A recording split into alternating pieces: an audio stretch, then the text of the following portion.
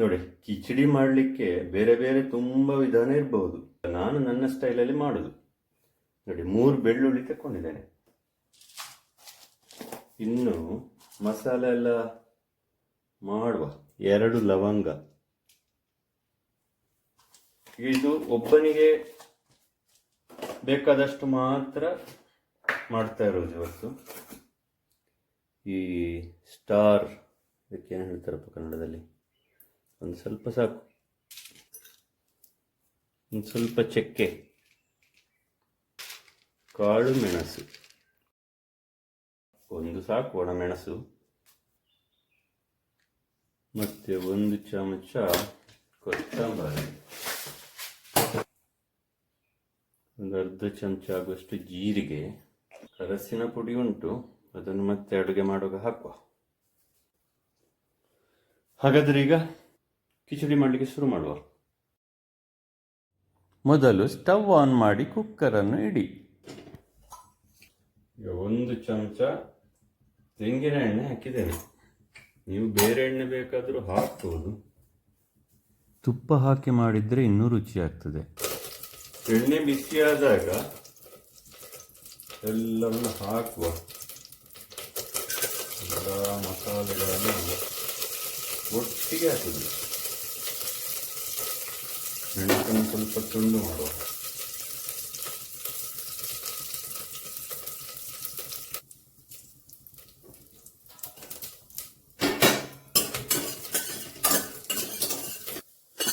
ಮಸಾಲೆಗಳನ್ನು ಹುರಿದಾಯಿತು.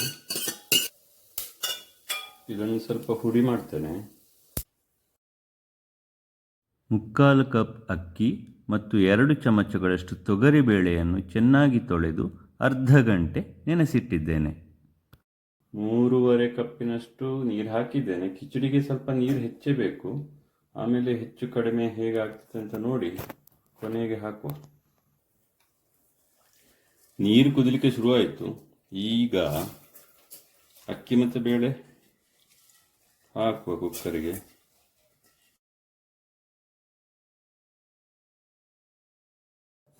ಇದಕ್ಕೆ ರುಚಿಗೆ ತಕ್ಕಷ್ಟು ಉಪ್ಪು ಹಾಕುವ.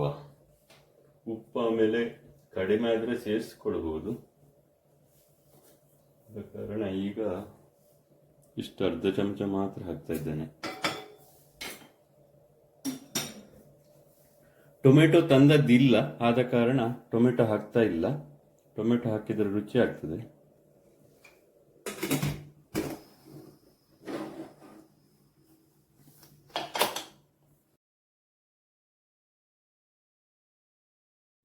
ಅಕ್ಕಿ ಬೇಳೆ ಚೆನ್ನಾಗಿ ಬೆಂದಿದೆ. ಇನ್ನು ಇದಕ್ಕೆ ಮಸಾಲೆ ಸೇರಿಸುವ. ಹುರಿದಿಟ್ಟ ಮಸಾಲೆಗಳನ್ನು ಪುಡಿ ಮಾಡಿ ಆಗಿದೆ, ಅದನ್ನು ಈಗ ಸೇರಿಸುವ. ಅರಸಿನ ಪುಡಿ ಹಾಕಲಿಕ್ಕೆ ಬಿಟ್ಟು ಹೋಗಿದ್ದಾಗ ಅದನ್ನು ಕೂಡ ಈಗಲೇ ಸೇರಿಸುವ.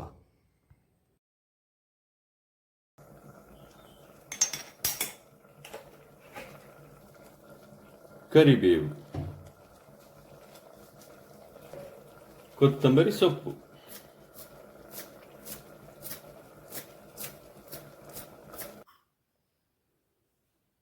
ಹುಣಸೆ ಹಣ್ಣಿನ ರಸ ಸ್ವಲ್ಪ ಸೇರಿಸ್ತೇನೆ. ಸ್ವಲ್ಪ ಉಪ್ಪು ಸೇರಿಸ್ತೇನೆ. ಚೆನ್ನಾಗಿ ಒಂದು ಕುದಿ ಬಂದರೆ ಕಿಚಡಿ ತಯಾರು. ಇವತ್ತಿನ special masala khichdi.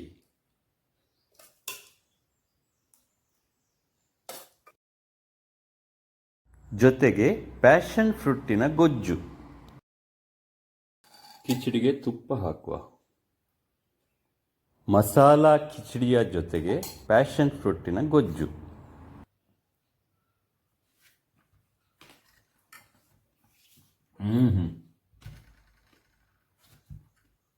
Passion fruit ಗೊಜ್ಜು ಹುಳಿ, ಸಿಹಿ, ಖಾರ ಎಲ್ಲ ಮಿಶ್ರಣ ಚೆನ್ನಾಗಿ ಆಗಿದೆ. ಕಿಚಡಿಗೆ ಹಾಕಿದ ಮಸಾಲದಲ್ಲಿ ಯಾವುದೋ ಒಂದು ಚಕ್ಕೆ ಒಂದು ಸ್ವಲ್ಪ ಹೆಚ್ಚಿಗೆ ಆಯಿತು ಅಂತ ಅನ್ನಿಸ್ತದೆ. ಮತ್ತು ಬಾಕಿ ಎಲ್ಲ ಸರಿ ಉಂಟು. ಗೊಜ್ಜು ಸೇರಿಸಿ ಕಿಚಡಿ ಭಾಳ ಸೂಪರ್.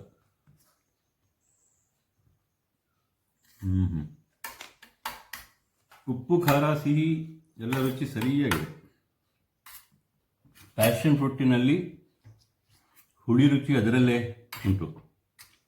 ಸ್ವಲ್ಪ ಸಿಹಿ ಇರ್ತದೆ, ಅದಕ್ಕಿನ್ನೂ ಸ್ವಲ್ಪ ಹೆಚ್ಚಿಗೆ ಸಿಹಿ ಆಗಲಿಕ್ಕೆ ಬೆಲ್ಲ ಸೇರಿಸಬೇಕಾಗ್ತದೆ.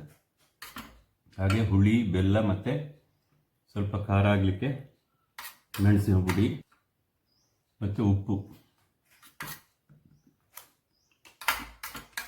ಸರಿಯಾಗಿ ಸೇರಿಸಿ ಗೊಜ್ಜು ಮಾಡಿದರೆ ಹಸಿವಿಲ್ಲದವರು ಸಹ ಊಟ ಮಾಡ್ತಾರೆ. ಕಿಚಡಿ ಮತ್ತು ಪ್ಯಾಷನ್ ಫ್ರೂಟ್ ಗೊಜ್ಜು ಬಹಳ ಸೂಪರ್ ಆಗಿತ್ತು.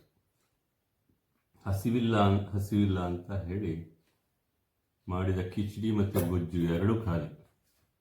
ಇವತ್ತಿನ ವಿಡಿಯೋ ನಿಮಗೆ ಇಷ್ಟವಾದಲ್ಲಿ ಲೈಕ್ ಮಾಡಿ, ಶೇರ್ ಮಾಡಿ.